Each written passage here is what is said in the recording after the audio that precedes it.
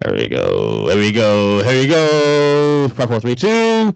Take 3 Wrestling Podcast coming to you on February 17th, 2022. I'm your host. I'm back after 2 weeks. Earnest Christian alongside Mike Bernier. And I don't know what the short one is yet. Somewhere in the back. There he is. There he is. Sitting here. Buddy. On my phone. Hey, what's up, Joe? How you doing? I'm good, bro. How are you? I haven't seen you in a little while since yesterday. Anyway, how you doing? This show is Ernest is still a toolbox. Yes, it is. Thank you. Double fat one back there. Hey, Craig, what's up, buddy? What up, skinny guy? I'm chilling, buddy. How's everything? Everything's good. Skinny and I'm Nancy Kerrigan. I'm sleepy as fuck, but I'm all good. I'm all good. Yeah. Yeah. So, can Sierra's husband please get traded? Yes, please. I'm in New York. I'm good. Jong-Lu? Yeah. Sierra's husband, Ken Jong-Lu? Hangover? Yes. Before we get to the rest real quick, I mean, Craig, it's been kind of quiet last 4 weeks since the season ended. I don't know. Me? I've been in and out of Facebook jail. They gave me 30 days. Bruh, no. Ain't right, bro. I ain't right. I'm with you. I posted the ball gag scene from Pulp Fiction. I saw. Okay. And I wrote. You were one of 3 people that saw that because Zuckerberg gave him 30 days as soon as He snapped it, bro. And all I wrote was, I wrote, this is how the refs treated the Bengals yesterday. And bang. As soon as I hit post, I got 30 days. Wait. A new 30 days? Yeah. You know who never banned anybody? Tom. No. Tom never banned the soul off of MySpace. Tom was that motherfucker. Like, you might not have been in his top 8, but you were in his top, like, 58. Like Tom, please. No, thank you. This is a joke anyway, dude, honestly. Anyway, Mikey. Can we have a moment of silence for MySpace? Is it actually not up and running anymore? No, I think they actually took it down. Still up. MySpace was great. I don't think it's still up. You could search for whatever you wanted. Google is friend. What'd you just say? Google is friend. Why is he? Google? Why is he talking in robotic tongues? Google? Google? Google? The Google Sanchez All-Star team? I'm so confused. This is Google. I say Google. I thought you said Lugal. Luger, that's Luger. Google? No. Hot Tub Time Machine. Y'all ever notice he looks like an alligator? A little bit. Hold on. Like, look at his face and, like, the lack of neck. Oh, Ernest? Yeah. MySpace still exists. Oh, yeah. Willie Nelson in the front cover. Oh, all right. Well, I guess it's still alive then. Yeah, it's really but what it is now, it's a music like thing. Like, platform. I think from what I understood like years ago, Justin Timberlake bought the fucking thing. You think Justin Timberlake owns MySpace? Oh, I know he bought a share of it. We bought a chunk of this. So I have a share of like WWE. That doesn't make me Vince fucking McMahon or fucking Vince McMahon. No. Don't even start, Joe, because you know you're gonna get that. Same. Yeah, stop. No. We ain't doing it tonight. No. Anyway, we had a good show today. Buddy. Did y'all miss me last week? Y'all miss me? No. Come on, bring it in. Hugs. Kidnapped? Are you in Saudi Arabia? What is going on behind you? Okay, let me see what's going on behind me. Limoncello Chamber. I'm in jail, as Kyle says. I'm in jail. It kind of looks like you're in a Riyadh holding cell. It legit looks like you've been kidnapped by the Saudis. And they're going to cut your head off. I am sending Brock Lesnar to save you, but also Goldberg. I'm in Riyadh right now, 2 days ahead of the fucking Elimination Chamber, which we'll preview tonight, by the way. You're going to be there and fucking... And then I'm actually looking for your topic tonight, Joe. Joe, your topic tonight? It's pretty interesting. About E and... I don't know. What? I hate the fact that you're segueing this like a moron. Well, I'm just teasing stuff. Buddy, but your teases look painful. Teases shouldn't look painful. They should look attractive. You're just like, That's not what she did, though. That's like somebody says, hey, I have to tell you something, but I'll tell you later. Oh, God. Why? You gotta hold on to your life. But we gotta talk about Cody Rhodes. That is the story of the week. I've so claimed him the urban American dream. Alive and racism. I'm really considering making it the title tonight. I swear to God, if that becomes a real life shirt, or someone doesn't play on that shirt and turn it into a parody For real, and yeah. sell it, I'm fucking done with all of you in the IWC. Isn't it weird how Dustin inherited his dad's body, and Cody inherited the lisp? That's kind of weird, isn't it? That's mean. It's not like something that like you would think you can get like that. It's mean though, Craig, but it applies. I don't know if you're getting all of me or none of me, baby. Well, if you live on the rock, Cody Rhodes is now part ways at AEW. Cody and his wife Brandy have part ways at AEW, and the rumors are circulating that a deal with WWE is imminent. He says, "Percolated? It's time for the percolated. It's time for the percolated. Time for the I love your Bugs Bunny." Let's have it. Let's talk about it. Cody leaving AEW. How surprised are you guys? But you do Bugs and I'll do Mickey, and we can do that scene from Who Framed Roger Rabbit. Oh, do you have another parachute? Did you Ricky's fucking point? I thought you were talking about Bugs Bunny and Daffy Duck. Shoot me now.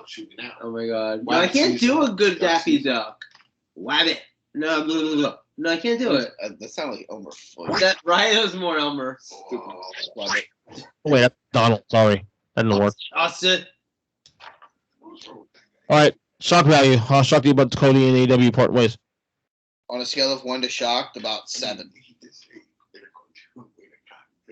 He did. He said, "Wait a comic pick a minute." Very often. Wow. Okay. This. It's a cartoon. This just turned into Craig's Facebook page. I said.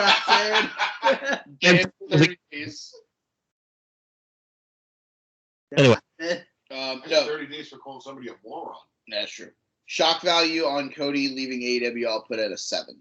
I'll go at 8.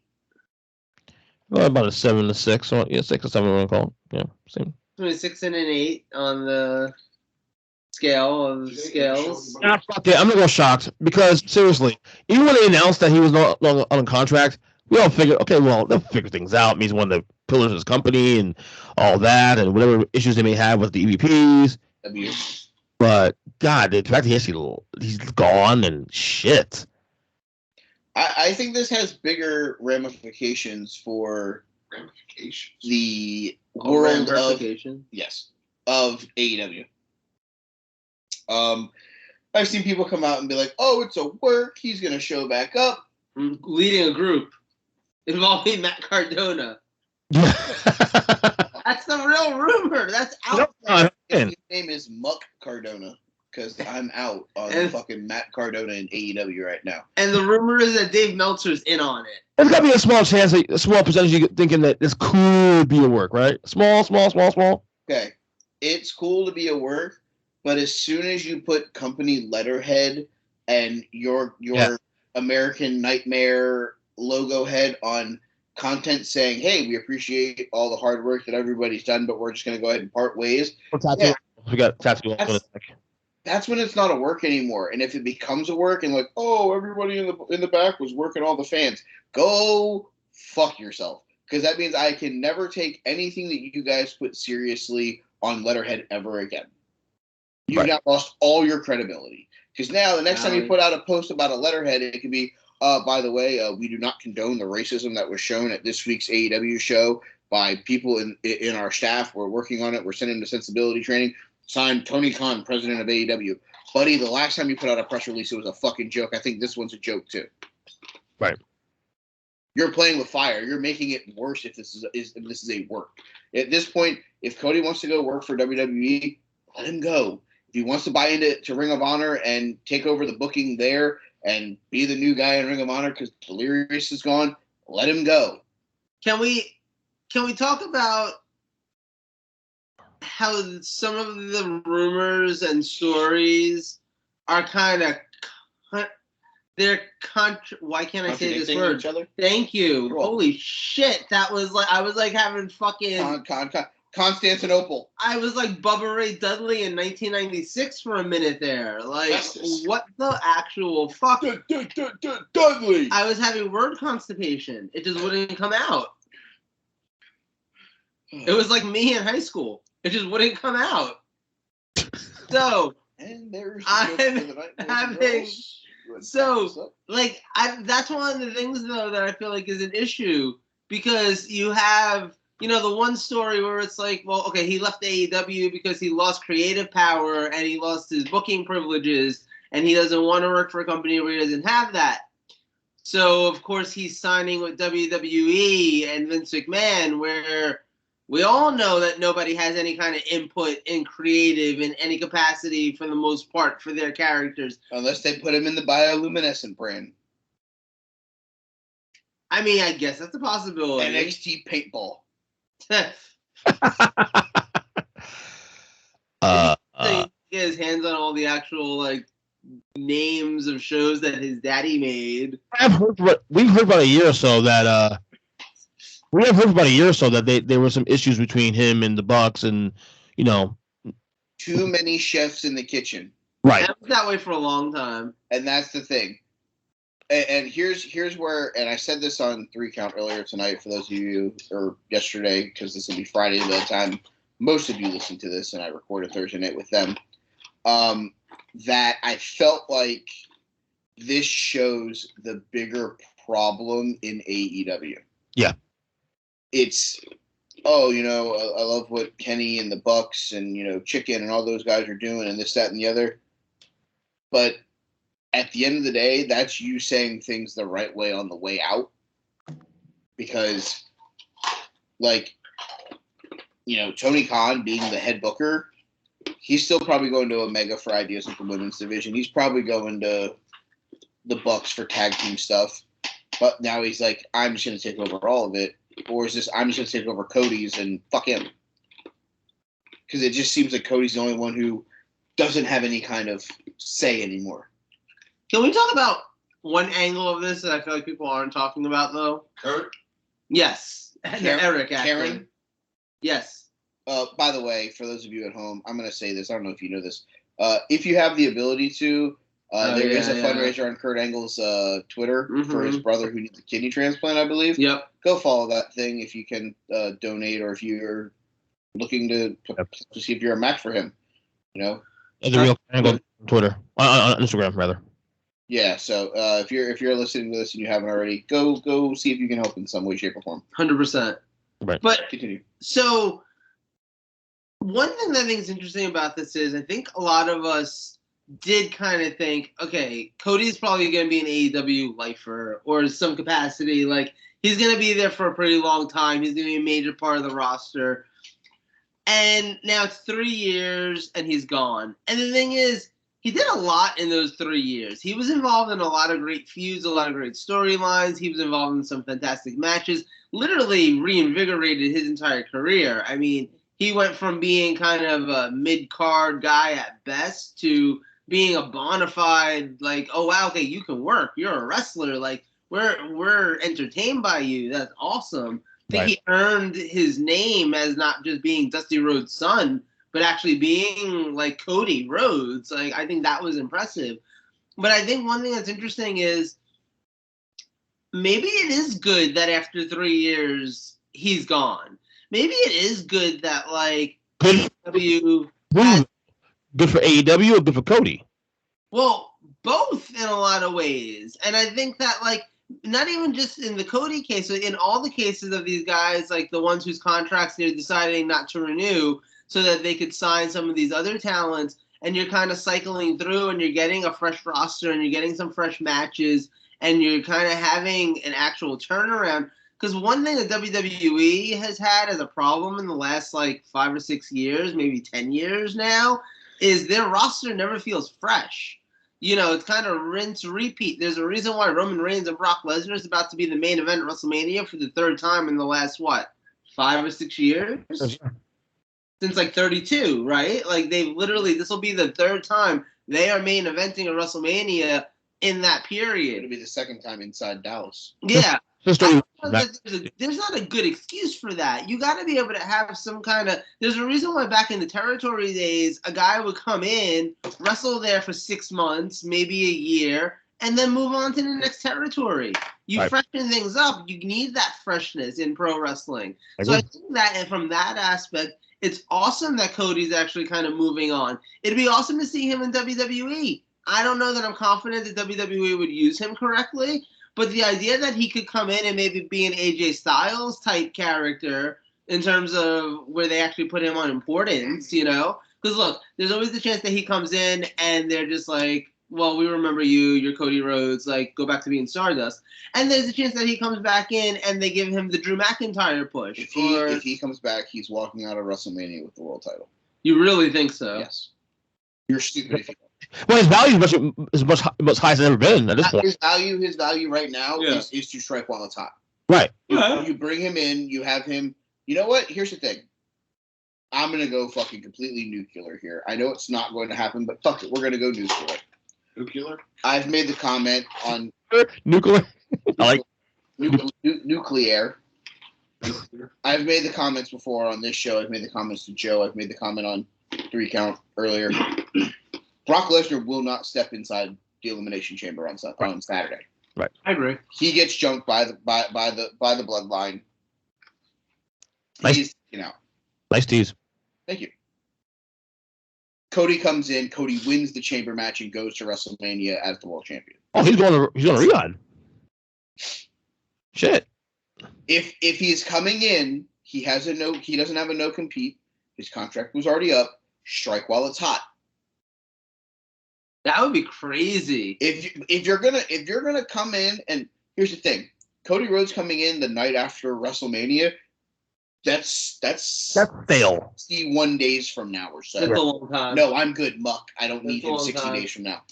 At this point, he could show up at GCW. He could show up at Ring of Honor. Agreed. At AEW again. Hell, he could show up at fucking EC3 and Adam Scherr's Controlling Your Own Narrative. How do you get to that show? By the way. But what I'm saying is you could see him show up at all of those before the Raw after WrestleMania. Agreed. At that point, the iron isn't hot anymore. If you're gonna do it, go fucking do it. Put him in the chamber, let him win the fucking chamber, let him walk out of Riyadh with the title, let Lashley get the rematch at WrestleMania, have him win it or have him fucking have a great match against Randy Orton. Cody and Randy could go in the ring together, fucking no problem. It's kind of the Bray Wyatt issue right now, right? Like, Bray Wyatt's been gone for so long that... Good. Yeah, like, him showing it up in AEW isn't going to have the effect that it was going to have 6 months ago. Like, think about Aleister Black, or what's his name, Malachi Black. Think about when he showed up in AEW. There's a reason why that's probably one of the most amazing debuts that we've seen in AEW history. Yeah, but, like, think about it. That was exciting as shit because it was also low-key unexpected. He was coming eventually, but you didn't know he was coming in 30 days. Everybody assumed he had a 90-day no-compete. Exactly. They hit you with a legit surprise. We don't actually get that very often in wrestling anymore. And that's the thing. If you're going to go for it, like I said, go for it. Don't have to ask this. Like, you have an ability here to strike while it's hot. Get him involved right away. Hell, have him show up after the match, after Bobby wins, and just kind of show up and just stand at the top of the fucking entranceway and just kind of hit the fucking Cody Rhodes stupid grin and fucking look at him and just, okay. I mean, it makes sense. We're WrestleMania season. The timing can be more perfect. That's what I'm saying. So now, holy shit! So now one of your WrestleMania main events is Cody Rhodes for the first time ever fighting for the WWE title when he could never even fight for the AEW world title. Polka dots. Can we take this in one other direction? Can we take this in one other direction? Can we multitude of madness this? Only if you multiverse. Only if you hit me with the fucking cowbell from the American Dream Team. So wait, no. Hear me out here. What if there's this different big match that Cody could have at WrestleMania that has nothing to do with the world title whatsoever? John Cena? No. Seth Rollins? No. The phenomenal AJ Styles? No. But those are all really good. I was thinking of Triple H. There's no way. No, Triple H just had a fucking illness, remember? 0% chance that Triple H gets medically cleared. The that guy just had a fucking was like 6 months heart ago. A attack. year ago? buddy. You think he's sitting here anywhere near ring shape? No, I guess probably not. 35 days before Probably WrestleMania. not. It would make sense if this shit didn't happen, of course. But obviously, with the, This is what Cody's coming out to Saturday in Rehab. And getting shot? He's gonna get a different kind of stones than RVD would. Bro. Why has Craig got a better soundboard than Ernest? He knows how to use it. well, not only that, if I play that song right now on the actual soundboard, I'll probably get fucking a cease and desist letter from fucking WWE. So, But okay, fair. So yeah, but maybe like in a couple of years, that would be a great WrestleMania Sure, match. just we thought like Undertaker Sting would be a great WrestleMania match, and they missed that one. I can't believe they missed that one. Welcome. am I wrong to think that Tony Khan kind of some balls here, taking control of his company? Like people No. as they fucking push over it. Balls. If he had balls, he would have fired the fucking people and let him go fucking months ago, rather than taking the coward's way out of saying, I'm going to let the contracts expire so I can sign new talent. The guy doesn't have balls. The only thing Tony Khan's got is a lot of money, and I'm assuming a very large pile of cocaine, because that man looks like he's always fucking on something. Dude. Yeah. So I look at it from this standpoint. No, I don't see how this is a positive in any way, shape, or form for Tony Khan, with the exception of it's one less person he has to fight to book how he wants. Semi-related. Have you seen Bel Air on Peacock? I'm funny you said that because Because the WWE network's on Peacock. Joe, it's getting the reviews actually. It's interesting, but okay, semi-spoiler alert. They turned Carlton into the bad guy. He's like the cool kid in high school who's fucking snorting Xanax and acting out violently and getting into fights and shit like that. It's weird, but I like. No, that's some good reviews actually. I want to check it out. Okay. Anyway, back to Cody. Well, Mike, I got you said something about Tony Khan because I'm thinking how much does this actually hurt AEW moving forward? Because think about it, Cody has pretty much been their guy. And then we had a TV show. I mean, he's been the guy doing the pressers and all this stuff. Here's the real question: does it? And I want your opinion on this. Okay. Does it hurt AEW more Cody leaving or Cody showing up in WWE? Leaving. So even if he doesn't show up in WWE, it's a blow to them. Leaving because now you have one of your executive vice presidents that says, "I would rather let my contract expire than work here." Right. Ooh. Yeah. This isn't them coming to terms with letting Chris Jericho leave and giving him the John Moxley whenever he left WWE. Right. And, we tried to work out a contract. It doesn't work. Chris is going to go do his stuff with Fozzy. We wish him everything in the best. Mm-hmm. If he wants to come back, the door's open, et cetera, et cetera. Oh, Jericho shows up the next night on Monday Night Raw. You did it the right way. Right. But Jericho, at most, was your first world champion and a member of your roster. He wasn't on the fucking bill as one of your fucking vice presidents. Right. He didn't have the book. He didn't have a say in what was going on backstage that anyone really knows of. Right. At the end of the day, that release is going, well, Jericho's going back. Moxley's going back to finish his shit with the Shield. Okay. I get it. But that'd be like tomorrow, Kenny Omega being like, you know what, I do have this extension that I'm going to not use because I would much rather go wrestle in Japan. And then fucking Kenny shows up in New Japan and goes back to being a full-time New Japan guy. And in 2 weeks, they've lost 2 members of the whole fucking the executive vice president shit. Right. I think losing your chief brand officer and your executive vice president on the same day. Yeah. It's bad optics. Don't think that there's anything good that can come out of this. Bad optics. I agree. Sure, it's one less person that someone's got to compete against with for the book, but I don't think that there's anything constructive or good that comes out of this. I don't think WWE hurts him, to be honest with you, because I think unless you are confident that they will actually book him. The latest rumor I heard is that Cody's the only one going. Not with Brandy? Brandy's not going. Oh. That's interesting. Brandy may not want to go. I mean, she's not good. She has a fucking newborn. Oh, true. I forgot about that. The kid's like 6 months. That's She's right. okay on the mic. She's She's okay. No, she's No, she's better than half that. she's that black bitch. Don't make me go get Jade Cargill. I don't know. It was weird because Cody was the front man, we call. Like when AEW started, he was the guy doing all the pressers. He got doing all, doing the media scrums. He was the guy. He's on TV. He's doing the Rose to the Top and all that. He was kind of their Cena, in a sense. Yeah, I mean, he's definitely a name that's become synonymous with AEW. So it's interesting. It's like, it does feel like if you were liking it back in the day to when like Scott Hall left WWE to go to WCW and it felt like a WWE guy, Like, I think Cody Rhodes, ironically, even though he is a former WWE talent, if he shows up in WWE right now, it's going to feel like AEW Cody Rhodes is there. And that's an interesting. I think that goes to show you how far his career has come since he left WWE, though. The thing is, I want him to come out on that first night, and if it's in Rehab on Saturday, and if he's not in the match and he just shows up and he comes out in the suit, tie, does the thing where he comes out and he's just kind of, looks up and just kind of adjusts himself and just kind of looks at Bobby and just goes. Basically declaring that that's his intention, and then on that next show that he's on Monday night, I would legitimately walk out and I'd be like, "Yeah, remember me? Yeah, I left this place whenever fucking Stardust became a shit fucking gimmick. I left whenever they treated me and my brother like dog shit. I left to start this thing. I left to go to this new revolution. Well, guess what?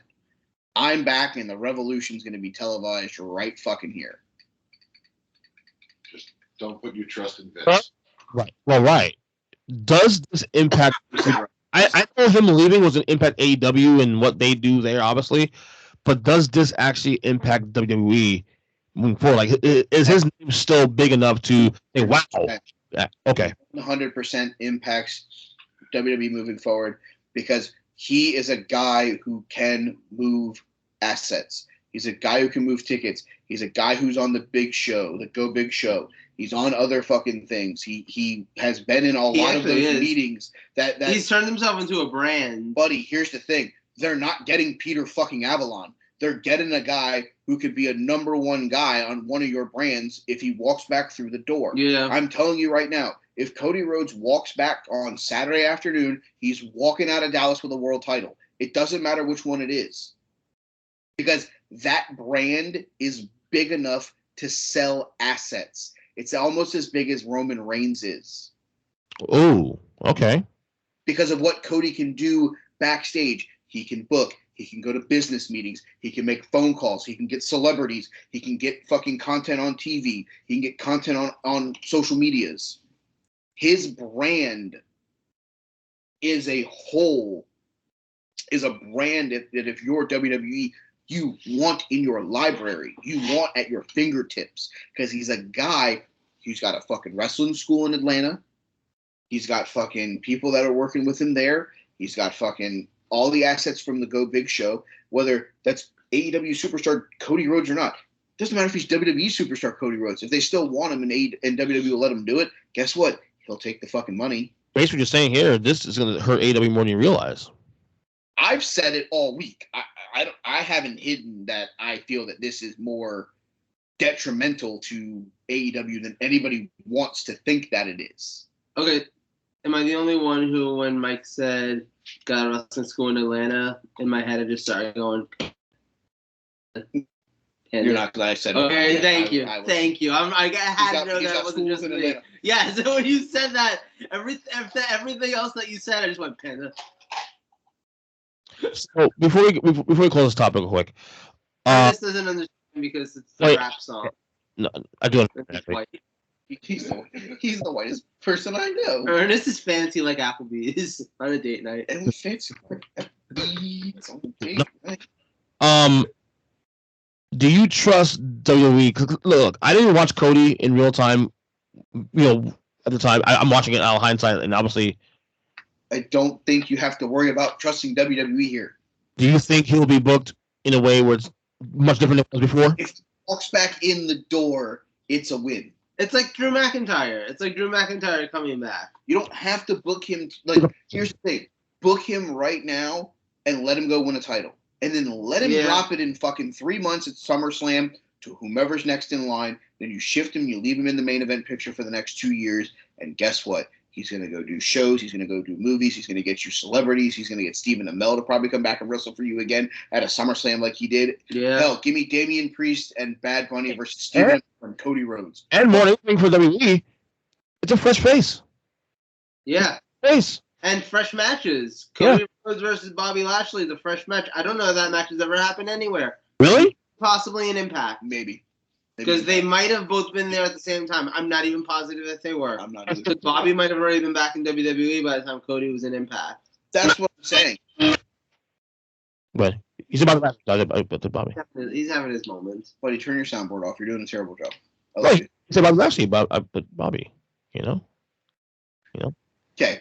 I will say this, that if Cody shows up, he walks out of WrestleMania, he's the champion going into SummerSlam, he loses it at SummerSlam, and then he's a guy that becomes a mainstay for you in the main event picture. Whether it's losing to a guy like Roman Reigns, whether it's being infused with guys like Big E and, you know,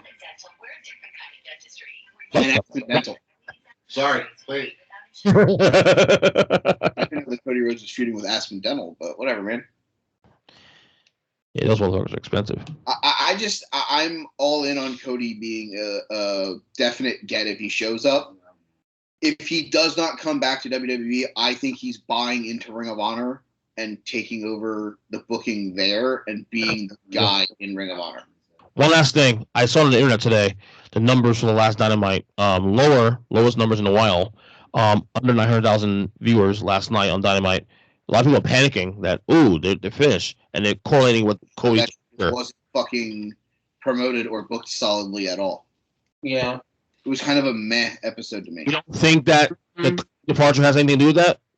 No, I think it was a meh show. I think you're not going to hit home runs with every show you put out. I mean, Monday Night Raw's been on for 7 million episodes, and half of them are misses. Not even ants. They're just bleh. Last night's show was just kind of meh. It was there. It was a show to fill a weekly episodic thing. You know, you got a couple of pieces moved into Revolution with the dog collar match being declared, Wardlow being inserted into the ladder match, figuring out that we're going to have a tag team battle royal to determine who's taking on Jurassic Express. Like, there are things that have come out of it that you're like, oh, okay, the next 2 weeks leading into the pay-per-view, these two shows better be really good to get me ready for the pay-per-view. But it's like, we didn't get, like, it's 100% Adam Page versus Adam Cole. True. We're just assuming that it's fucking going to be. True. But they had as many, if not more, backstage segments and interview segments as WWE did on Monday night, and I didn't hear a single fan bitch about that. That's all I'm saying. I'll tell you what, I think he'll be missed. I think as you see next couple of shows going forward, I think his presence, him not being there, you'll feel it, because he was. I mean, when he's there, you can feel his impact. So I think he'll be missed. So we'll see how everything goes going forward and where he ends up and all that. It's going to be a very fascinating next couple of weeks in the world of professional wrestling. All right, so next topic here is going to be Mike, as we now preview Elimination Chamber at noon. Sir, it's the Limoncello Chamber. I do not want anyone getting killed because we're using Prince Alia G. Akbar's fucking Durka. As my son says, the Elimination Chamber. Let's go Limoncello. Limoncello. That's all good. Right, guys. First match in the I Don't Give a Fuck from Saudi Arabia. It is Rey Mysterio with son Dominic. Oh, God, I'm done. Taking on The Miz with the Smoke Show, Maryse. Yeah. All right. She's got a hell of a knuckle, by the way. I'm gonna give a bold prediction on this one. Dominic turns on Rey? No, you have a sound bite for a bold prediction? Oh great. We just fucking here, let me see. No, drop down? No. Nope. Now prediction. Dramatic. No, nothing here for you. Oh God, you're awful. No soup for you. All right. Bold prediction time, okay? Uh-huh. Rey Mysterio gets replaced in the match by Mansoor. Oh, shit. And Mansoor wins because he doesn't lose in Saudi Arabia. No, Mansoor's going to win the 97-man Royal Rumble to start on the pre-show. Oh, is that a thing? Probably. I don't know. It's not announced yet, but half of these matches. You gotta have Mansoor win a match somewhere in the show. Oh, we're Are gonna they going to have a surprise 80-man battle royal? Probably. Yes. Won by Madcap Mansoor. I'm gonna take The Miz. Yeah, sure. Why not? I think that this is, Ray Dominic split happens. I'm good. I'm good with the Mysterios for a while. Give me the Miz. I'm enjoying the Miz's feud with 2007. Okay. In the first of our hey guys, we like to wear long sleeve and long pants and 100-degree weather match, it's Ronda Rousey and Naomi versus Sonya Deville and Charlotte Flair in a Escape from Rehab match. What? I guess give me Ronda and Naomi. Should be easy. I mean, yeah, I guess so. No, I don't know that you need Ronda to win this. She did win the Rumble. If they win, she's obviously beating somebody. If they lose, Naomi's losing to Sonya Deville. But bigger question. Yep. How badly is Charlotte going to sell to Ronda during this entire thing? 0%. Yeah, I'm with you on that one. I don't think she sells. I think. Like, I mean, she's going to do like that fake ass, like. Oh, fuck. Probably fucking oversells and looks worse than Andrade offering fucking promo. So you think she pulls the like Shawn Michaels? I think she pulls the Alexa Hogan? Bliss where she's like, "Oh my god, my arm is broken." That was good. All right, next one. In the second of the I like to wear long pants and long sleeves and 100-degree sporting event matches, in the Limoncello Chamber match for the WWE Raw Women's Title shot at WrestleMania, it is Liv Morgan, Rhea Ripley, Bianca They're putting Belair. the women in a fucking elimination chamber in Saudi Arabia. Correct. The fuck is wrong with these people? They're getting a lot of money for this. Come on. Do you think I'm calling it a Limoncello Chamber match? Do you understand my fear for these women? Is it a bring your own stones to throw match? Stone after the match. Like, is that a thing? Yes. Yeah. Matt Riddle's gonna be there being like, yo, Bro. if there's not a segment where Matt Riddle's like, I heard they like to get stoned here, and then someone like shows up with a fucking stone and goes like, Arriba, Arriba, because that's what they yell in fucking. Okay, well, what do they yell in Saudi Arabia? Turkish jihad, jihad. And then Matt Riddle's like, oh, bro. Oh, was it El Matador now? Fucking in Saudi Arabia? Whose brilliant fucking idea was it to do a women's elimination chamber match in Saudi Arabia? They might not all live. Hey, I got an idea. That's not. Let's put them in a chamber out in Saudi Arabia. Well, yeah, but will there be any suicide bombers in? Oh, Jesus. Yeah, her name is Dewdrop. Oh, God. Drop. Liv Morgan, Rhea Ripley, Bianca Belair, Dewdrop, the almost superhero, and the return of one Alexa Bliss. Kind of hope Alexa Bliss wins. My formal prediction on 3 count was that Alexa wins and goes to Raw. The Raw Women's title match. I feel like that makes sense. I was thinking Bianca all week long, but I'm thinking Alexa's gonna win it. Yeah. I never needed you at all. I think it's Alexa. I'm taking Alexa too. Da da da da. In a Falls Count Anywhere match, in a feud that has taken about 735 days too long, it is Drew versus Madcap Moss with Happy Constable Corbin. The fuck is the word you just said? It's the Madcap Moss guy versus Drew in a Falls Count Anywhere match. That's obviously here to get to Drew taking on Happy Corbin in a fucking one-on-one match at night 4 of WrestleMania from Dallas. Why? Why does anyone want that on the WrestleMania card? Yeah. To fill time with Drew. Good lord. You remember how WrestleMania 3 had some shitty matches on it that no one likes to talk about? 100% WrestleMania 3 vibes. Like the fucking hillbilly gym match against fucking King Kong Bunny and the Midgets. I can't wait for the Rey Mysterio versus Dominic Mysterio. Custody of Dominic Mysterio on a ladder match on night fucking 3 of fucking WrestleMania. Can't wait. Can't wait. Anyway, give me a Drew Rose qualification. It's a no disqualification false count anywhere match. I love that you just. I'm taking the sword and the stone because you're an idiot. Hey, dude. I fucking missed that. How do you go? Oh, Jesus. You know what? No, you know what? Honestly, give me back that Moss. This is obviously him taking on Corbin at WrestleMania. Obviously, he's not losing to fucking Riddick. Yeah, Moss. come on. It's Riddick, true. not Madcap Mansoor. I'll take Drew via stoning. He hits Madcap with a stone in the crowd and then pins him in some sand. Yep. I see it going down exactly like that as well. Okay. All right. It is time to talk about the Universal title. It is Bill Oldberg versus the head of the table, Mr. Ing Ang Walla Walla Ting Bang Walla Walla Bing Bang Bing Bang Bang. Yeah, do Universal again. Universal. Making fun of what's his name? I don't even fuck Todd Hamilton or whatever the fuck the dude's name was. I can't believe they actually are doing this as a match. The conqueror of the beast. I will take the head of the table, Roden Range, to defeat Oldberg. You think he actually pins Goldberg? Or Yes. Okay. Yes. I 100% think he just Lashley beats did. the absolute fuck out of him and then just wins the match. And then Goldberg goes away finally, hopefully. Pray to God. Yeah, until the next Saudi Arabia show. Yeah, pretty much. Yeah. That would be kind of something, though, if it was just basically a squash match, but like with Goldberg being the fucking. I would fucking have him just decimate him, win in like 4 minutes. Stack him, pin him, wreck him. I mean, I would love that. And also, it builds more towards whatever's gonna happen next with Reigns. Right. We'll talk about the next half of the bloodline. It is the Usos. Ooh.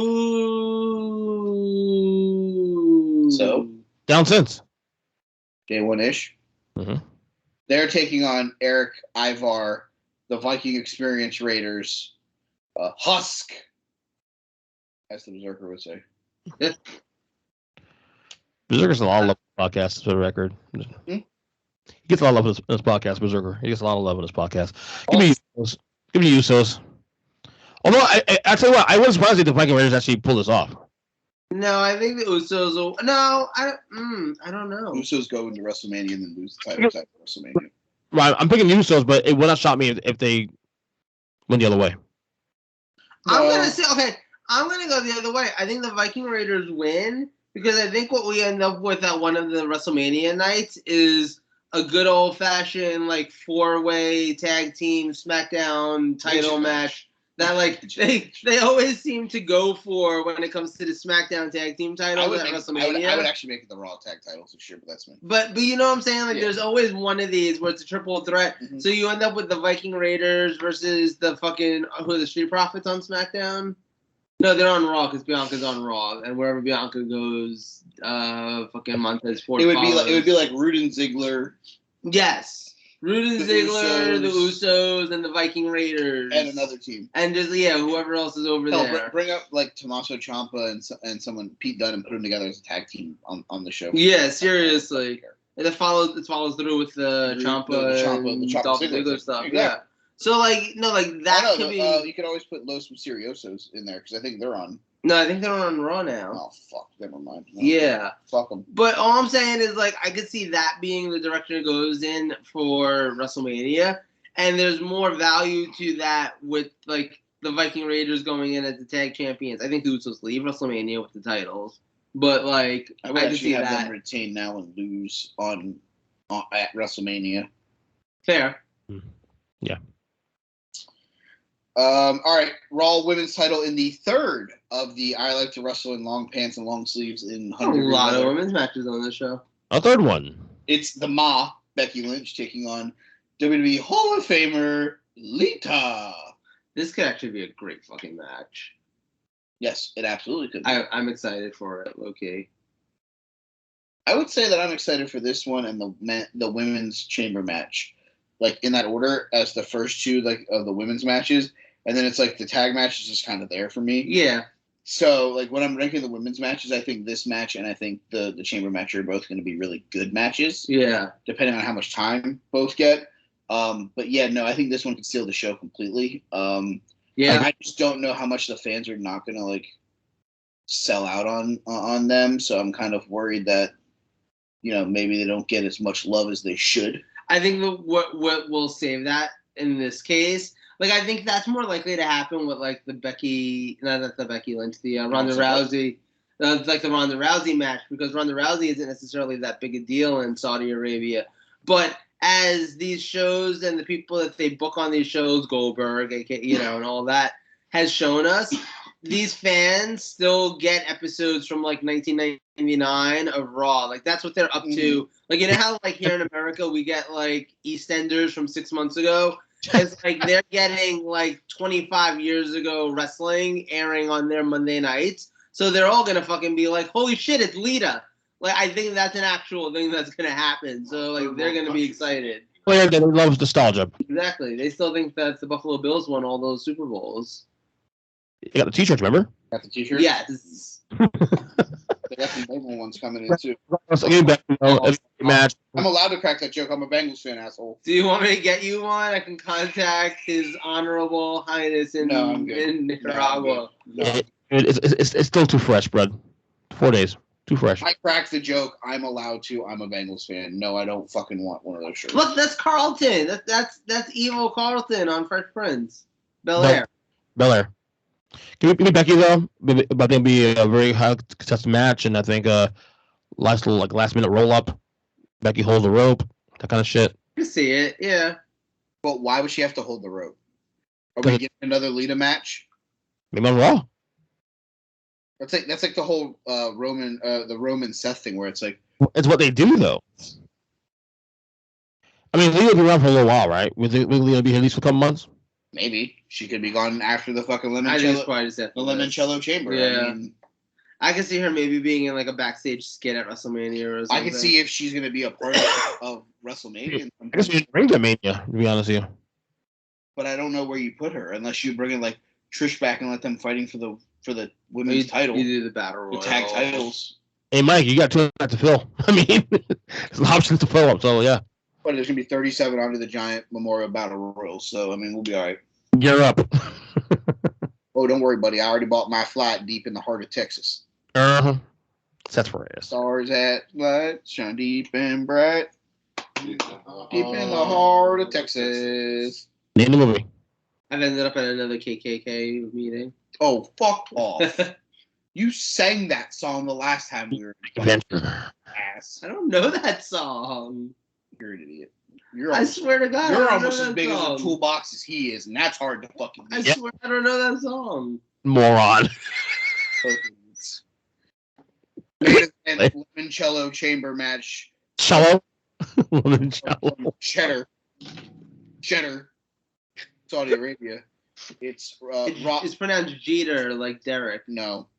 I'm like 100% positive.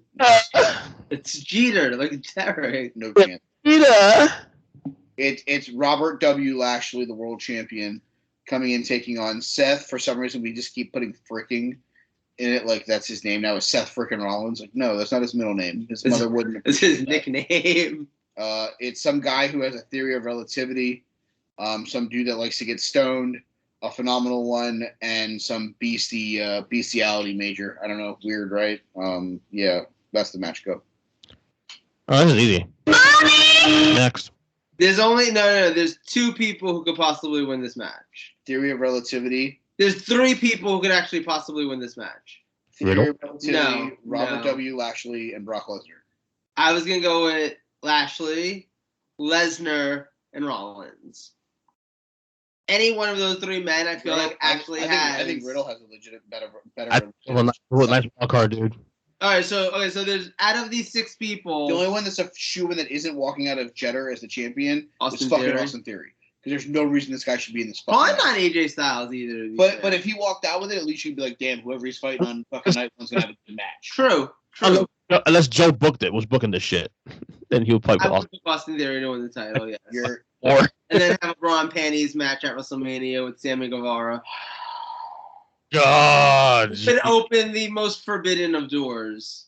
This sausage is huge! Excuse me, ladies. I'm needed elsewhere. Sorry. It would be a match of the centuries. For some.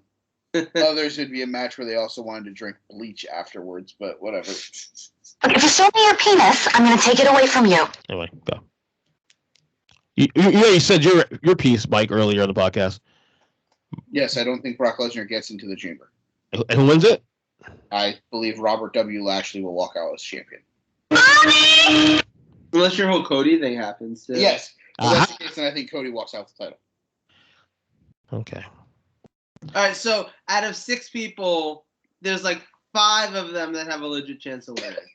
Jesus Christ. I think any one of those. I'm gonna go on record as saying I think someone in this match is gonna walk out the winner. Until Cody shows up, who isn't in the match. Hey, Joe. All Joe cares about is this shit. Big meaty man slapping me. That's all he cares about. Avi. That's it. Bob wins it. Bob Lash wins it. Robert W. Lashley III, Esquire. Anyway. All right. I think that's it, right? That's all for Limoncello Chamber. All right. Just bring it There's no Mansoor. He's going to be on the 97-man pre-show battle royal. What the fuck? No, have we got a beer yet? No beer. Yeah, he's going to win. He's going to win that awful green title that they gave Braun Strowman that one time. Oh my god! I was hoping he would defend that at Create Your Narrative. The Jihad Sports Memorial title or some bullshit. I don't know. Weird, right? All right, Joe, bring it on home. All right, my topic tonight is big meaty men slapping meat. You literally, actually. Man slapping meat. My question is quite simply, because at this point, it sort of feels like WWE has high-key moved on from Big E. And it happened very suddenly. It's Robert E. Langston? Yes, Robert E. Langston. He of Bootios. He kind of... Robert E. Langston, Chief Branding Officer of Bootios. Pleasure to meet you. Pleasure to meet your acquaintance. But he went from being, Money in the Bank winner and then randomly, unexpectedly world champion and having kind of it felt like, oh shit, they're putting all of this steam behind Bobby and it's gone. It's just completely gone. He's not behind Big E. And I close enough. Behind Big E. And then it's gone. It's just gone. He's gone off. He's not even We're going to move all this push over here to this Money Mutual Fund, and it's gone. Right, because the thing about he's not even in the Elimination Chamber match. He's not even getting a shot. Sorry. Chamber. He's not getting a shot at the title that he was holding not even 2 months ago at this point. I blame that on the injury to one Xavier Woods. I mean, possibly, but it's not like the New Day is even on this show. Right.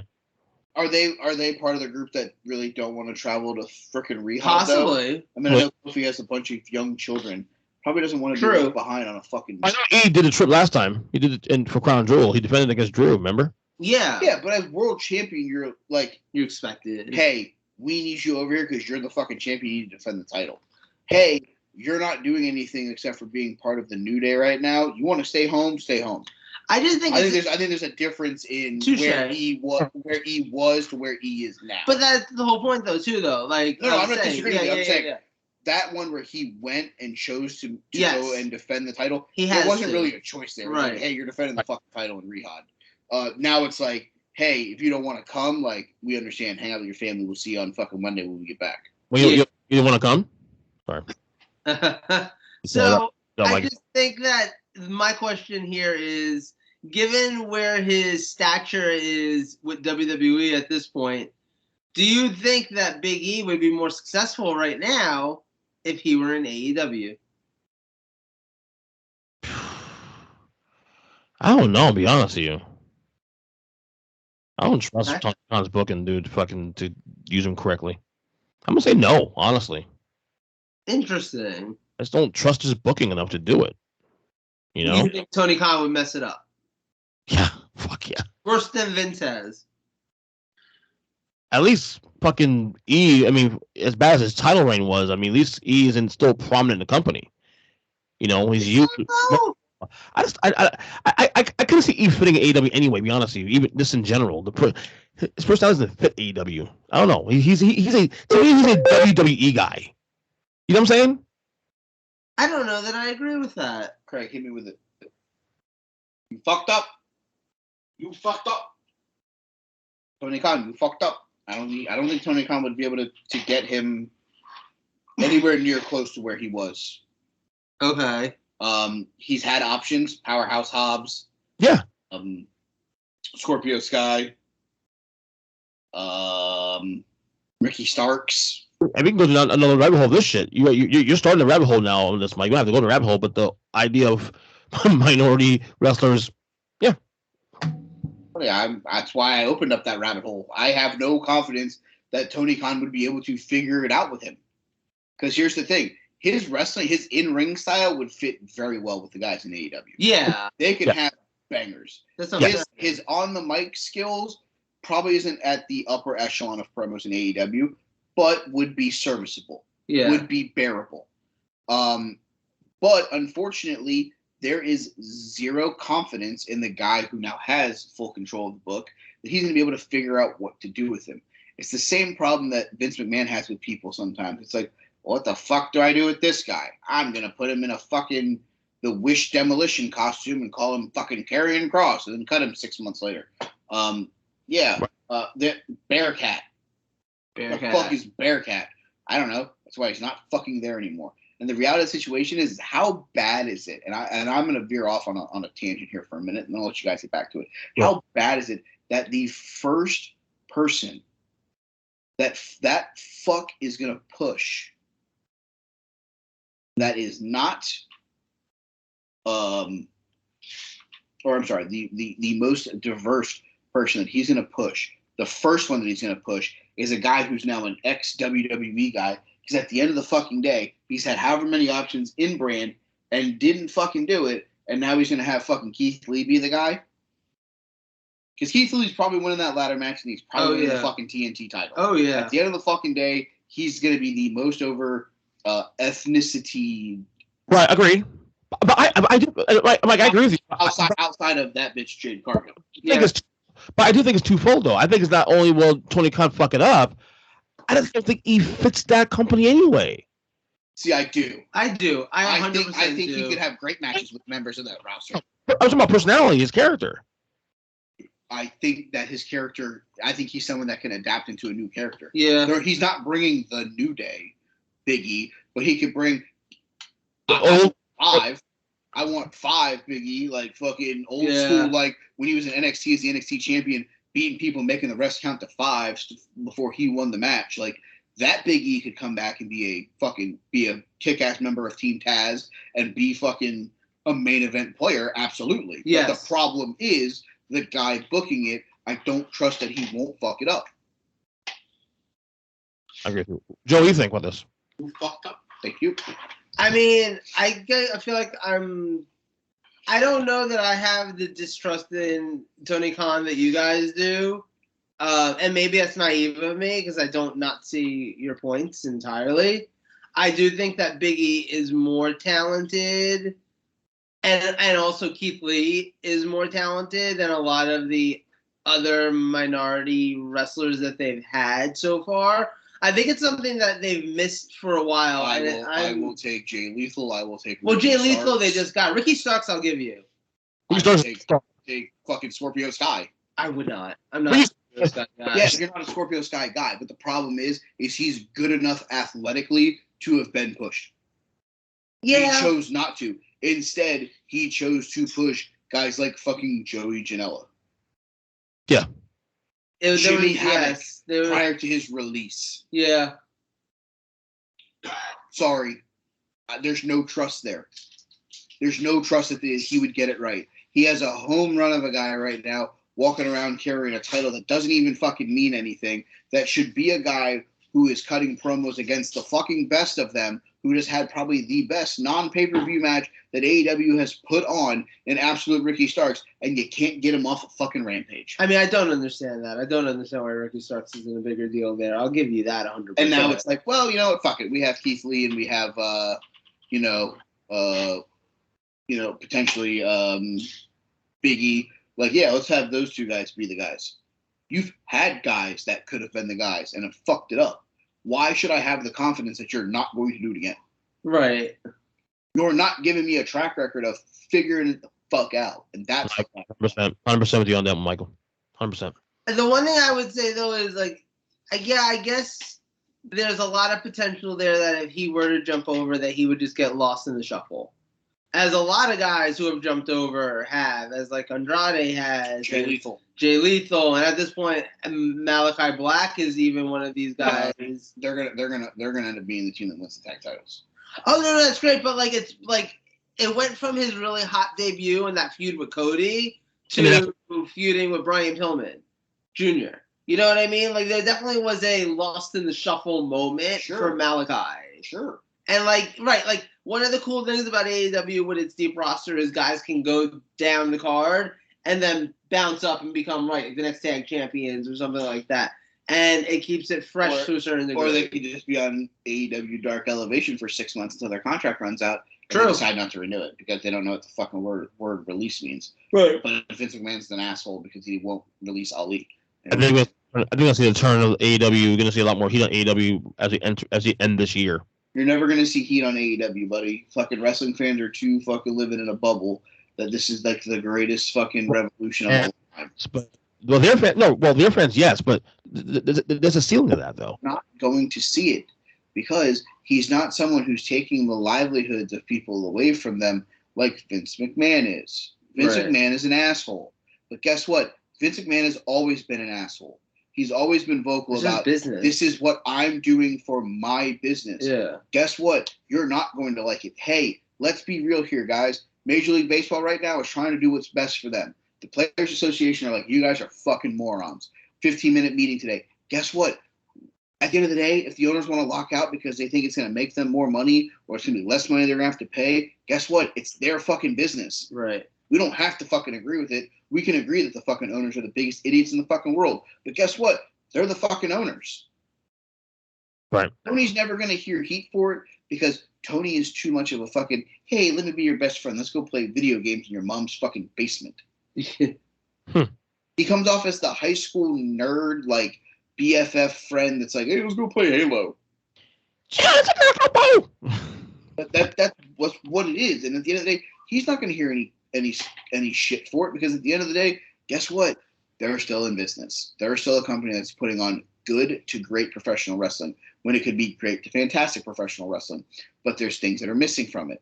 And guess what? No one's going to give him shit for it because he's the first person that's really stood up to Vince McMahon in the last 25 fucking years. We're going to definitely do for another State of the Union AEW checkup at some point. So I don't know if you want to do that because I think the problem is right now is I would say to fucking figure out who the fuck's the booker because at the end of the day, it can't be that guy. We should probably wait till after the pay-per-view. I was just going to say that. Wait to go to the pay-per-view in a couple of weeks, and then we'll come back and probably check up and see where we're at with AEW. If I do remember, around this time last year is when we did our little AEW checkup. Because around this time last year, we were saying after Revolution, we might be checking out for a little while. I mean, you two were saying that. And then they turned things around. I mean, it did for me, that's for sure. Well, and Mike also, too. Mike also did the same thing. It's like, if they fuck up Double or Nothing, I might take a little hiatus from AEW. That was a talk. And then they had 3 Diamonds in a row, which was fantastic. Yeah. This is all before CM Punk came, and Daniel Bryan, all that. So, but yeah. Here's the thing. A year ago, all those guys made debuts and came back and all that. That ain't happening this year. No. So what is it going to be? Is it going to be great wrestling? Is it going to be great matches? Is it going to be them finally, quote, figuring it out? Right. Or is it going to be like, oh, well, it happened. He's leaving. Oh, bye, Ernest. That was weird. So I think my bigger question here is not in the whole E perspective, but the AEW perspective. Like, I don't necessarily know that they're in any better of a state than they were a year ago, with the exception of they just have bigger named guys filling the second and third hour of TV time compared to a year ago where it was like, hey, it's Adam Page, it's Kenny Omega, it's the Young Bucks. I am enjoying it more now than I was a year ago. I'm going to admit that I think part of that is having fans in the audience. Which is like the a other part. general I think the thing. other part of it in reality is the fact that Daniel Bryan and fucking CM Punk are on the. And yes, and I think that Dynamite has gotten to a point where you're guaranteed to get at least one, if not more, excellent matches on TV for free on an almost weekly basis. I think it's still the same on this I don't think podcast. there was anything on yesterday's show. I was gonna Excellent. say yesterday's show didn't. Well, so the Bryan Danielson Lee Moriarty match I thought was great. Not excellent. I don't know, but I would be like, go out of your way to see it if you haven't I seen would it. not put that on. Black.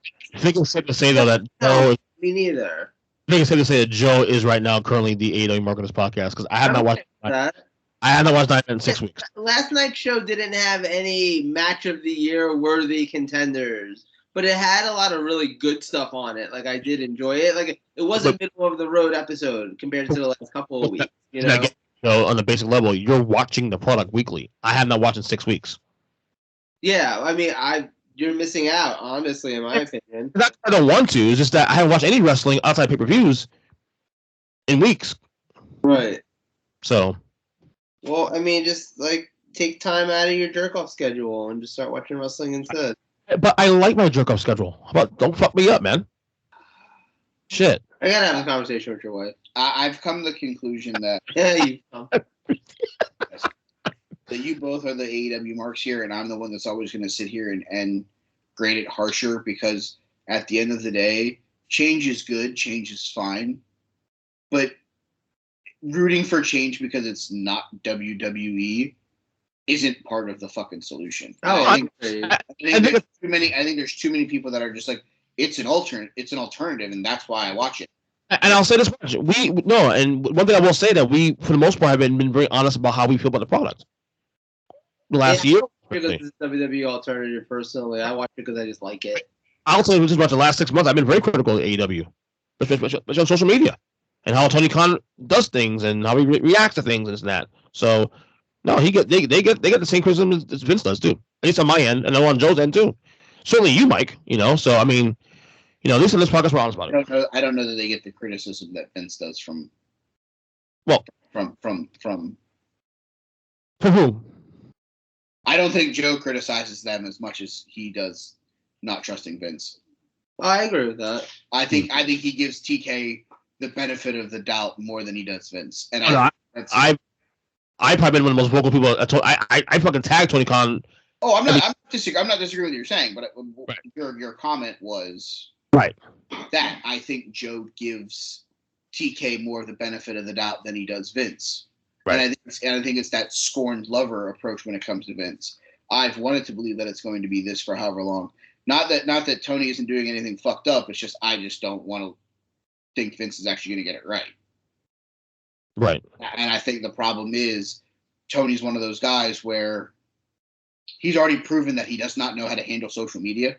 Yeah. Oh God. Yeah. Bad. Like you're now like, hey fans, let me interact with you in social media and piss in your fucking Wheaties at the same time. Yeah. No, I'm good, dude. I'd rather you not fucking know what Twitter is. I'd rather you pull the fucking Vince McMahon card and be like, you know what? Fuck this shit. I'm not fucking checking Twitter. The fuck is Twitter? I'm a billionaire. I don't need to fucking wipe my ass with Twitter. Like what the fuck? Those looks bad. He has everybody on payroll. Belcher on payroll. Fucking Wade Killer on payroll. Fucking being on payroll is irrelevant to me. I don't care. Let those guys jerk off to whatever and fucking put whatever they want to on there. At the end of the day, you're going to watch whatever you want to watch because you're a fan of what you're watching. And at the end of the day, I enjoy watching some of the things on AEW. But there's things on there that are being done absolutely ass backwards. And if that means that I have to be the anti-Wade Keller and tell people how I feel about it, guess what? I will. I'm not hold back any fucking punches. At the end of the fucking day, their lack of diversity has made this show sometimes unfucking bearable. Fucking love it, Mike. Fucking love it. God awful. Ricky Starks should be in a main event fucking scene. Instead, we're getting a guy that goes boom and some dude about cowboy shit. At the end of the day, Ricky Starks is one of the best in-ring guys you have right now. And at the end of the day, I'd much rather have seen Ricky Starks with Team Taz go up against Adam Hangman Page and fucking Dark Order and save Adam Cole for Double or Nothing in Vegas. Because that's the bigger fucking show. I'm going to clip this fucking rant we just doing right now to my boy Duke Bennett from Duke Loves Wrestling. He's going to fucking jerk off with it because this is exactly what he's been saying for fucking years now. I mean, Powerhouse Hobbs and Wardlow are the same guy. Why is Wardlow on TV? Why is Wardlow on TV every week? Because he's with fucking MJF. Guess what? Taz can cut as fucking good of a promo as MJF can. What the fuck is the difference? Max wears a fucking Burberry scarf and fucking looks like he's entitled because he's a 3-time Dynamite Championship Battle Bull fucking ring-winning motherfucker. Really, come the fuck on. I agree. Scorpio Sky and Ethan Page, not the greatest fucking guys in the world. But guess what? Dan Lambert's getting booed more than anybody else on that fucking roster right now. Why are Ethan Page and Scorpio Sky on the TV more?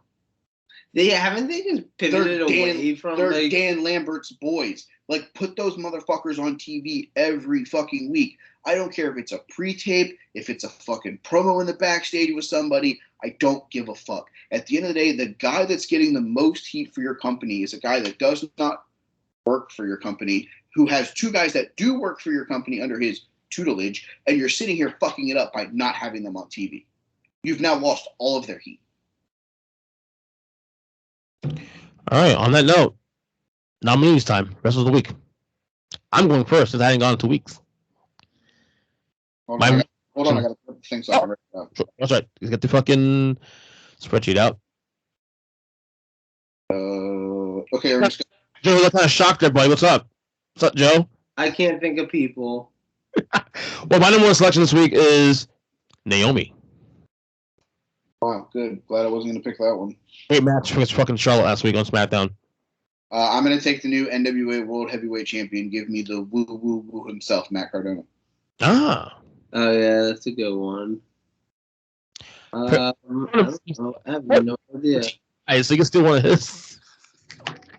Almost ask Mike, hey, give me loners. Yeah. Fucking guy, dude.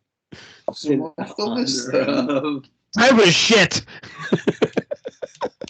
Sid Vicious's ankle. What Craig say? Sid Vicious's ankle. Oh. I don't know. Who the fuck did anything this week? The notepad.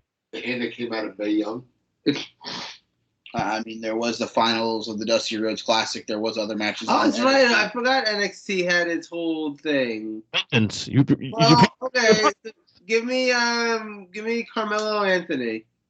Wow, would it be prepared? What Anthony? That's his name, Carmelo Hayes. Asshole. He's a Laker. You know what? He's a track star? You fucking Cody Rhodes, man. Fucking stealing the fucking headlines this week, man. Cody Rhodes, let's go. I don't know that maybe I will. Give me this guy retained the U.S. title on Monday Night Raw in a good match against AJ Styles. Give me Damian Priest. Aha. Oh, was it a good match? I enjoyed it. Like it's worth going out of your way to see because I will watch that. I mean, I enjoyed the match for what it was. It wasn't a marathon match, but it was actually a fairly decent match. Mike, you claimed a couple days ago that you haven't watched Raw in 10 weeks. Did you watch that match on YouTube or something? Yes. Okay. As I figured. Yo, so random. Can you like start DVRing Raw? I think I do DVR. You don't. I've looked for it. Maybe I've not looked for it because I'd watch that on Tuesdays when I first get there. That's like 3 hours until NXT starts. Are you one of those guys that if you DVR Raw, if you don't watch it within 2 days, you just fuck it, it's gone? Do I not have it recorded? Yeah, no. See, it only has. That's why I watch Rampage. Maybe it's not recording anymore. I watch Rampage and then I watch NXT and AEW. Oh, live. maybe it just. Oh, okay. Because if you do that, because I will watch it and then actually be more in the know. Wink. All right, my second one. I feel dirty with this. I don't like it, but they won the Dusty Rhodes Classic, so give me the Creed brothers. Apollo. This is my sacrifice. My sacrifice. I'm sacrificing my second one pick. Finally. Did you guys see this guy on Pat McAfee's show this week, man? Fucking dude, I am enjoying this fucking Brock Lesnar. Give me Brock Lesnar. I'm sure I'm the one that. Yes, you are. You fucking. No, I tried to be waiting for you guys to send it to me. Sorry. I'm a McAfee guy. That was an awesome interview. I take it you're picking Dior. Pat McAfee. No, I'm picking Brock Lesnar. Oh. He's your Lesnar. He's having so much fucking fun, dude. This is an awesome Brock, man. And now I got to figure out who I'm going to pick. Fuck. I was hoping you were going to pick someone that I had lined up, but now you didn't. So now I got to figure it the fuck out. You want Lesnar? No. Fuck.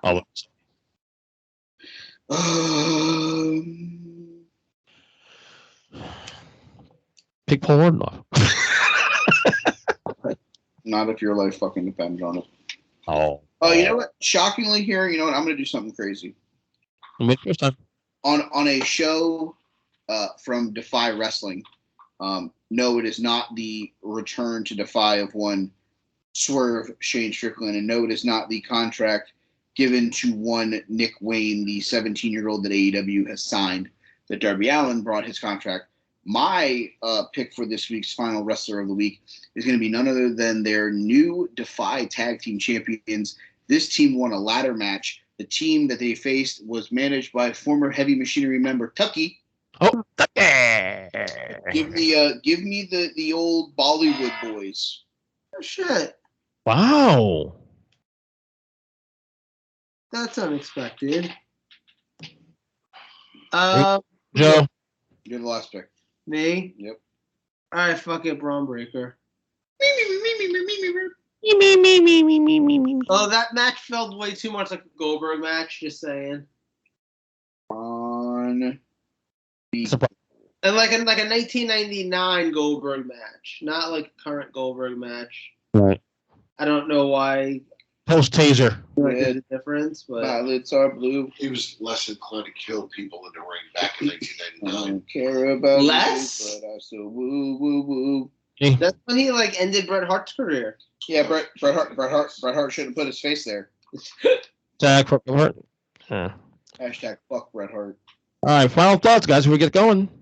What I will say is enjoy the Rehab Limoncello. the Limoncello chamber match. That's this Saturday? Yes, that's why we previewed it today. I know, but like it feels like it shouldn't be that soon. Also, they've announced, I don't know that they're going to do another show after this for a pay-per-view or a premium live event. So we might have to go into our fantasy booking the rest of the WrestleMania cards. Oh, yeah. Follow me on Twitter at They Call Me Burn. Follow the show at Take3 Wrestling. If you want to see me on video laugh really hard at some fucked up shit tonight, go on YouTube and go to the 3 Count Thursday. You can watch the video on there. I laughed so hard at one point that I almost fell out of my chair crying. Other than that, that's all I got. Joe, what do you got? Sugar J-Lo? I can't plug what I got. You can. You have before. Yeah.